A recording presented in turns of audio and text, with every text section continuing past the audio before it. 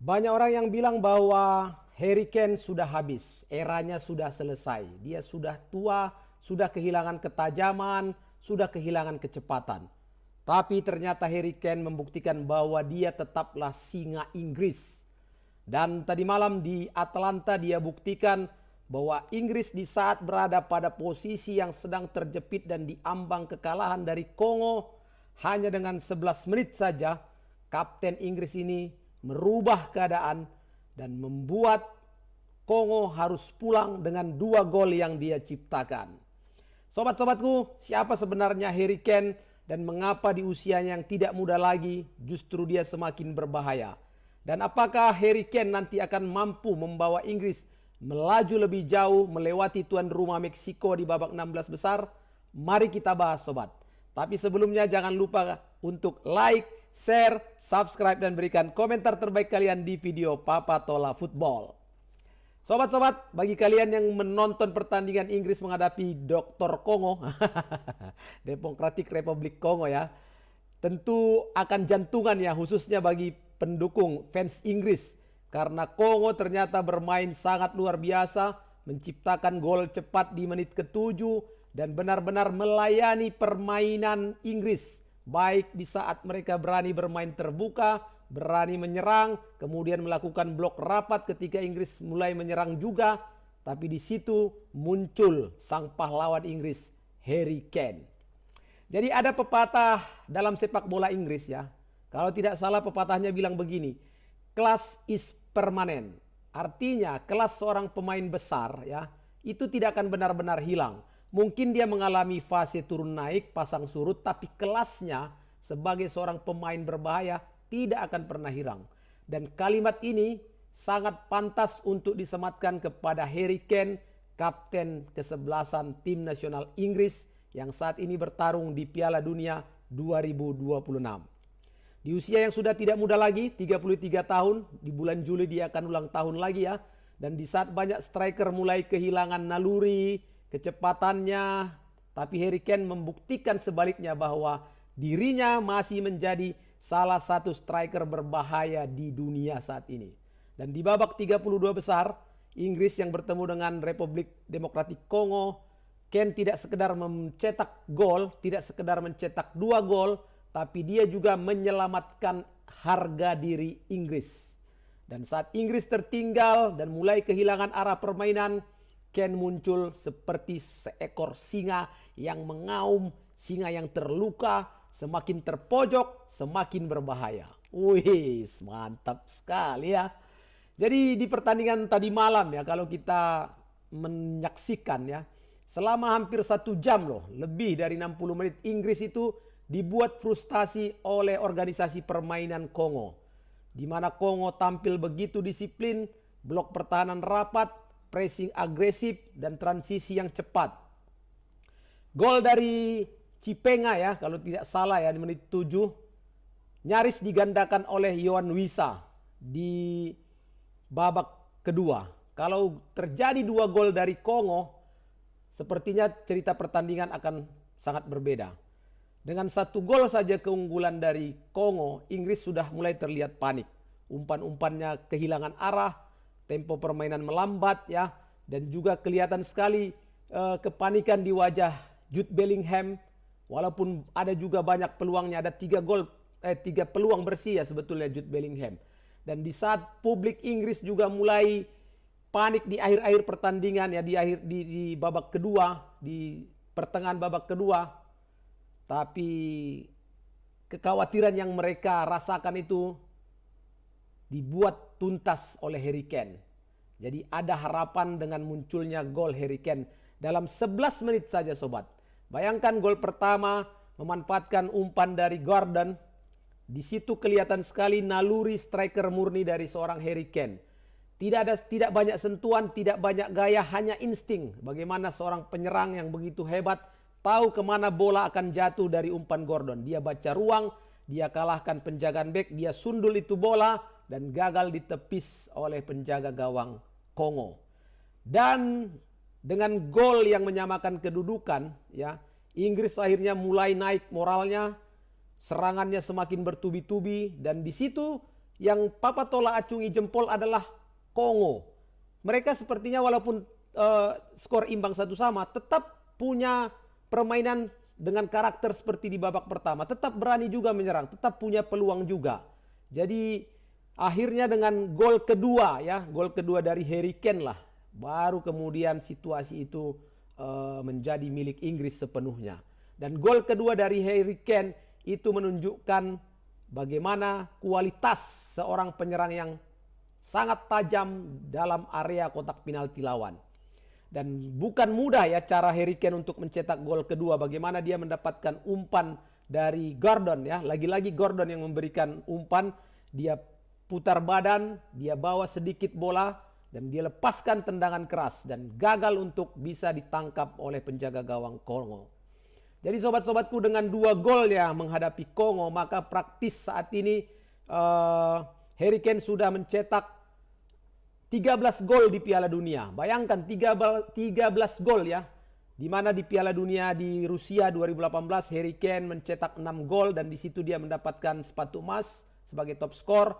Kemudian di Qatar 4 tahun kemudian dia memang hanya mencetak 2 gol.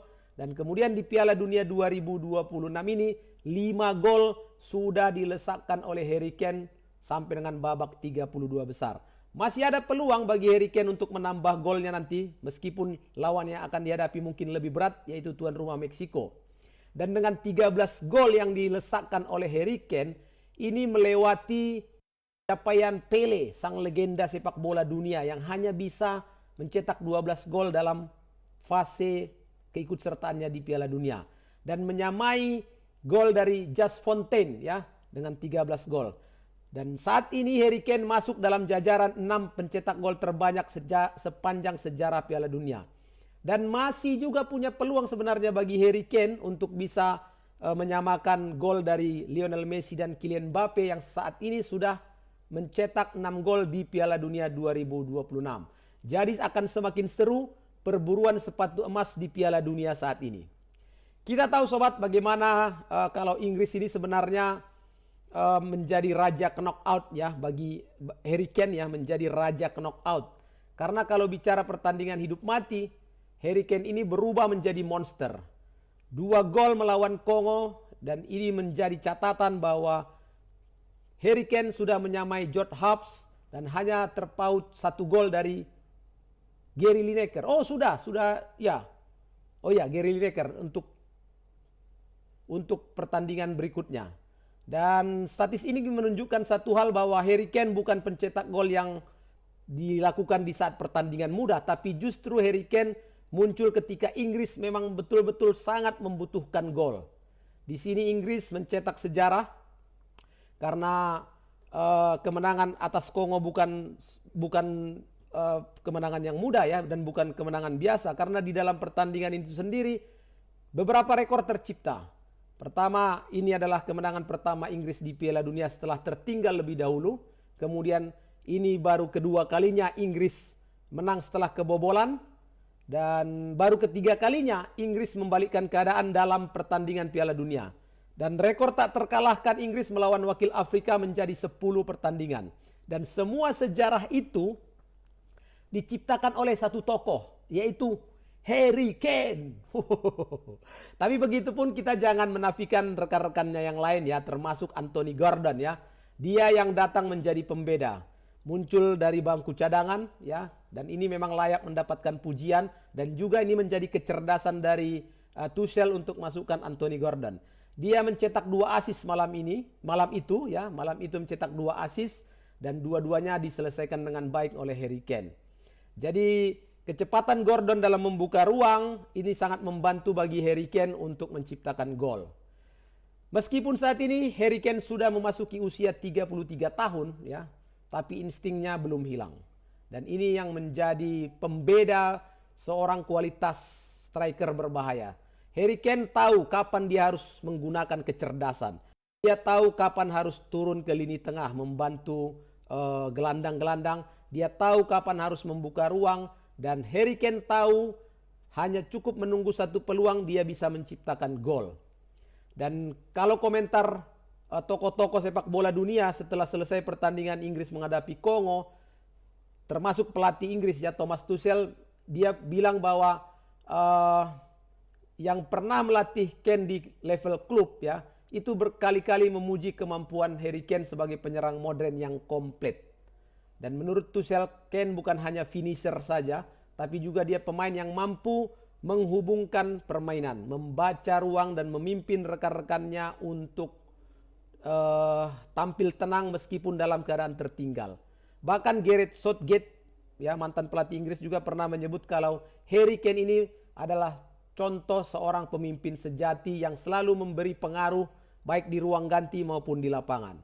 Bahkan legenda Inggris Gary Lineker juga berulang kali memuji naluri atau insting mencetak gol Harry Kane, khususnya gol pertama dia saat mengalahkan Kongo, di mana dia dengan sundulan cepat ya menyongsong umpan dari Gordon dan menyelesaikan dengan tandukan yang sulit untuk dijangkau atau ditangkap oleh penjaga gawang Kongo. Dan semua pujian itu memang akhirnya terbukti di Atlanta. Jadi sewaktu Inggris mengalami situasi yang sulit, Kane tidak ikut panik dan bahkan ia menjadi problem solver dalam situasi Inggris tertinggal 1-0 dan membalikkan keadaan menjadi kemenangan 2-1. Kita tahu bahwa perjalanan Harry Kane sampai dengan di saat ini memang bukan perjalanan yang instan ya. Dia memang betul-betul melalui tahap demi tahap ya. Bagaimana Harry Kane dari awal karir profesionalnya dia masuk masa peminjaman di Leyton Orient, di Millwall, ada juga di Norwich City, Leicester City. Bahkan dia sebetulnya baru musim 2014-2015 lah Harry Kane benar-benar meledak bersama Tottenham. Dan dia berkembang menjadi ikon klub London Utara. Dan selama lebih dari 1 dekade, Kane sudah mencetak ratusan gol untuk Tottenham Hotspur. Dan ini yang membuat dia dilirik dan dipinang oleh klub besar Bayern Munchen. Nah, di Jerman juga produktivitasnya tidak menurun dan dia tetap menjadi mesin gol. Nah, sekarang tantangannya adalah tuan rumah Meksiko yang akan bertemu di babak 16 besar. Kita tahu bagaimana atmosfer Estadio Azteca ini akan bergemuruh, puluhan ribu pendukung Meksiko akan memenuhi stadion, tekanan akan jauh lebih besar dibandingkan saat menghadapi Kongo, dan di situ kita akan melihat apakah singa Inggris ini masih mampu untuk memimpin rekan-rekannya menghadapi keganasan tuan rumah Meksiko. Dan ini menjadi pertaruhan bagi Harry Kane sekaligus juga membuka peluangnya menambah koleksi gol di Piala Dunia. Sobat-sobat, acungan jempol untuk Harry Kane luar biasa. Salam hormat juga untuk Harry Kane dan kita akan menunggu aksi-aksi Harry Kane di pertandingan berikutnya, termasuk apakah mereka bisa melewati hadangan Meksiko. Sobat-sobatku, itu saja ulasan bagaimana Harry Kane menjadi pahlawan di pertandingan menghadapi Kongo. Dan Papa Tola berharap kalian senang video ini dan jangan lupa untuk memberikan komentar ataupun opini kalian mengenai Harry Kane. Dan jangan lupa untuk like, share, subscribe dan berikan komentar terbaik kalian di video Papa Tola Football. Terima kasih sobatku. Assalamualaikum warahmatullahi wabarakatuh.